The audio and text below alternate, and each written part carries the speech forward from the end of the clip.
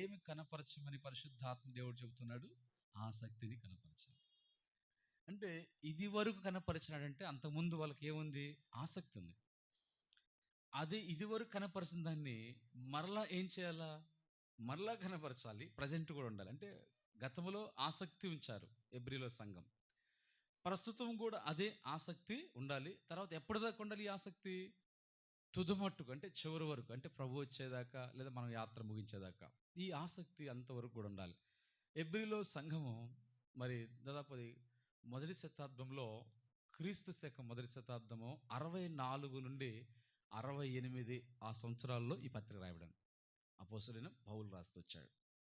ఆ పరిశుద్ధ గ్రంథం అంతా మనం చూసినప్పుడు పాత నిబంధన మనం ఎన్ని పుస్తకాలు అభిషేక్? 39. కొత్త నిబంధన ఎన్ని పుస్తకాలు? 27. మొత్తం 66 పుస్తకాలు ఉన్నాయి.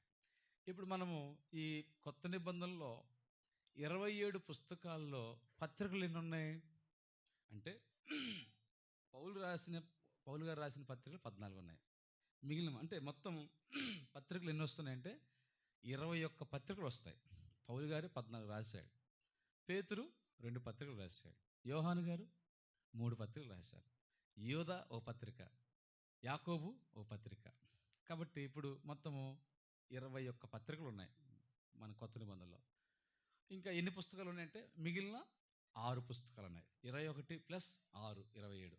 21 పత్రికలు, 4 సువార్తలు, 1 అపోస్తలుల కార్యము, లాస్ట్ ప్రవచన గ్రంథమైన ప్రకటన గ్రంథం.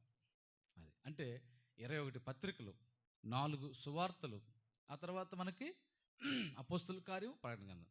కనుక మనము ఇలాగా ఈ యొక్క పుస్తకంలో వస్తే చివరి పుస్తకం ప్రకటన గ్రంథం. పౌలు గారు రాసిన హెబ్రీ పత్రిక, ఆయన రాసిన పత్రికలు ఈ హెబ్రీలో ఉన్న సంఘానికి రాస్తూ వచ్చారు. హెబ్రీ సంఘం ఎలాగున్నారంటే, హెబ్రీ సంఘము వారు తంటాడు 3-4 అధ్యాయాల్లో, మీరు కాలం నుండి చూస్తే బోధకులు ఉండవలసిన వారు ఉన్నారు, కానీ ఇంకా మీకు పాలు తాగవలసిన వారుగానే ఉన్నారని.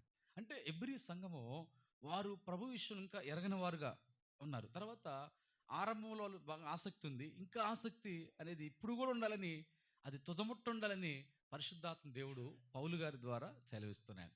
ఇప్పుడు మనము కనపరిచినది ఏంటంటే, ఇప్పుడు హెబ్రీ సంఘమే కాదు, సార్వత్రిక సంఘం అంతా కూడా ఈ వాక్యం మన ఒక్కరికి కాదు. ఈ వాక్యం ఎవరికి? ఈ వాక్యం సార్వత్రిక సంఘానికి. అంటే ఇప్పుడు సార్వత్రిక సంఘంలో ఉన్న మనం కూడా అందరికీ ఏమి చెబుతున్నాడు పరిశుద్ధాత్మ దేవుడు అంటే, ఆసక్తి కనపరచాలి. నెంబర్ 1 మనం ఆసక్తిని కనపరచాలి.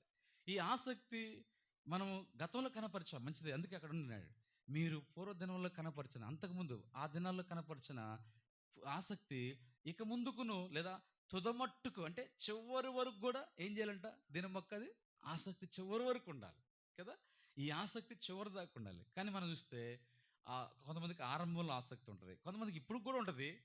కొన్ని సందర్భాలు చివరికి వచ్చేసరికల్లా ఆసక్తి తగ్గిపోయే ప్రమాదం ఉంటుంది. అందుకే మనము అది చివరి వరకు మన ఆసక్తి ఉంది. అందుకే అంటాడు కదా, ఆసక్తి విషయంలో మాంద్యులు కాక ఆత్మయందు తీవ్రత గలవారే సేవించండి. అంటే ఆసక్తులు ఏమొస్తుంది? మాంద్యులు వస్తారు. హెబ్రీలో సంఘం అదే వచ్చింది, మందం వచ్చేసింది. మాంద్యులు అంటారు సార్, పిల్లలకి మందం చేసిందండి, అందుకే సరిగ్గా ఆహారము తింటలేదంటారు. అంటే ఆత్మీయ జీవితంలో మనకు ఆసక్తి విషయంలో మాంద్యులైపోయినారు. అందుకే ఇక్కడ ఆసక్తి తీవ్రత కలిగి ఉండాలంటున్నాడు. అదే సమయంలో పౌలు గారు ఒక సంఘానికి రాస్తుంటాడు, వారు గలతీ పత్రికలో వారికి ఆసక్తి ఉంది, కానీ వారి ఆసక్తి జ్ఞానానుసారమైంది లేదంట. అంటే మనకు ఆసక్తి ఉండాలి దేవుడి విషయంలో, కానీ అదే ఆసక్తి జ్ఞానానుసారం కూడా ఉండాలి కదా. జ్ఞానానుసారంగా ఉండాలి. కాబట్టి ఇప్పుడు మేము ఉదాహరణకి అంటే ఏదైనా ఒక ఎగ్జాంపుల్ మనం చూస్తాం కదా, ఆసక్తి జ్ఞానానుసారంగా ఉండటం ఏంటి? కొంతమంది ఉంటారు, వాళ్ళు గతంలో శిలువలో చేసినప్పుడు అంటే అంటే వాళ్ళకి తెలియదు, వాళ్ళు అంటే ఏంటి, మీటింగ్ పెట్టాలండి, 7వ తారీఖు మాకు 7వ రోజు పెట్టాలి, 11వ రోజు పెట్టాలి అని చెప్తూ ఉంటారు. అంటే బేస్ సంఖ్యలు అడుగుతూ ఉంటారు. అప్పుడు మనం చెప్పాము, మనకి వాటికి రోజులు తిథులు నక్షత్రాలు ఏం లేవు. ఏమన్నా టైం చూసి ఏమన్నా ముహూర్తం చూడాలా, శకునం చూడాలా, మనం ఏమన్నా లేదు కదా. ప్రార్థన చేసుకొని దాన్ని బట్టి మనము ఏదైనా పుట్టినరోజులు, ఏదైనా మ్యారేజ్ డే సందర్భం ఉంటే ఆ రోజు ఓకే, తప్పదు, అదే రోజు చేస్తాం. కానీ అట్లా కాదు, అది చనిపోయిన తర్వాత మళ్ళీ 7వ రోజు 11వ రోజు అన్నారు. అంటే వాళ్ళు ఏం ఏం చేయాలంటారు? పాస్టర్ గారు మా దగ్గర మీటింగ్ పెట్టాలి, వాక్యం చెప్పాలా. ఆసక్తి బాగుంది, వాక్యం మీటింగ్ అంతతో బాగుంది, కానీ వాళ్ళ ఆసక్తి ఎలాగ లేదంటే జ్ఞానానుసారం లేదు. ఎందుకు లేదు? 7వ తారీఖే 7వ రోజే మాకు పెట్టాలా, అంటే వాళ్ళు చనిపోయిన వాళ్ళకి 7వ రోజు, 11వ రోజు, 13వ రోజు అని ఎక్కడ చెప్పారు బైబిల్‌లో? కదా! అంటే వాళ్ళకి ఆసక్తి ఉంది. మీటింగ్ అంటే ఆసక్తి, వాక్యం అంటే ఆసక్తి. కానీ అది జ్ఞానానుసారమై ఉండాలి. కదా! కనుక మనం గమనిస్తుంటే దేవుని బిడ్డలంగా ఆసక్తి లేని పరిస్థితి, కొంతమందికి ఆసక్తి ఉంటుంది, జ్ఞానానుసారంగా ఉండదు. కొంతమందికి ఆసక్తి లేదు, కొంతమందికి ఆసక్తి ఉంటుంది. అట్లాగా అయితే మనం ఆసక్తి కలిగాలి, ఆసక్తిని మనం కనపరచాలి కదా! ఇప్పుడు మన పిల్లలు చదువులో ఆసక్తి కనపరచాలని కోరుతాం, మంచిదే. మనం కొన్ని విషయాల్లో మనం పని చేసేటప్పుడు మంచిగా ఆసక్తి ఆశిస్తాం కదా! దేవుడు కూడా మన విషయంలో ఏం ఆశిస్తున్నాడంటే ఆత్మీయ జీవితాల్లో మనము ఆసక్తి కనపరచాలి. ఏ విషయాలు కనపరచాలని పరిశుద్ధాత్మ దేవుడు రాయించినాడంటే ప్రధానంగా ఒకటి పౌలు గారు అంటాడు. ఈ లేఖనాలు తీస్తే ఎక్కువ టైం అయింది, మీకు బైబిల్లో రెఫరెన్స్ ఆధారంతో చెప్పబడుతుంది వాక్యము. నెంబర్ 1, నేను పౌలు గారు అంటాడు మీ విషయం, నేను దేవాసక్తి కలిగి ఉన్నాను అంటాడు అపోస్తలుడైన పౌలు. చెప్పండి, ఏ ఆసక్తి ఇది? దేవాసక్తి అంటే దేవుని గురించిన, దైవం ఎడల ఆసక్తి, దైవాసక్తి. అంటే ఎక్కువగా మనకు ఉండాల్సిన మొదటి ఆసక్తి ఏంటంటే పొద్దున్నే లేవగలే ఏం తిందామా, ఆ, ఈరోజు ఏం తాగుదామా అనే ఆసక్తి ఉంటుంది కదా. కానీ పౌలు గారి ఆసక్తి ఏంటంటే మొట్టమొదటిగా ఆయనకి దేవాసక్తి, అంటే దేవుని గురించిన ఆసక్తి. కాబట్టి మనలో ఎంతమందికి ఉంది దేవుని గురించిన ఆసక్తి?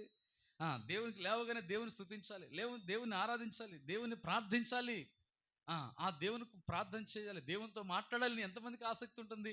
ఆ దేవుని వాక్యం చదవాలి, ఆ దేవుని స్వరం వినాలి, దేవుని ఇంటికి వెళ్ళాలి కదా. ఆసక్తి దేవుని గురించిన విషయాలు, దేవుని గురించిన ఆసక్తి కదా. మనం కూడా దైవాసక్తి గల పౌలు గారు ఎంతో దైవాసక్తి కలిగిన వాడు కదా. అందుకంటాడు, అయ్యా నువ్వు అక్కడ యెరూషలేముకి వెళ్తే నీ ప్రాణం తీస్తారు, అయినా సరే నేను ప్రభు కోసము నేను చనిపోవటం కూడా ఎనుగదు. అంటే దేవుని కొరకైన ఆసక్తి పౌలు గారిలో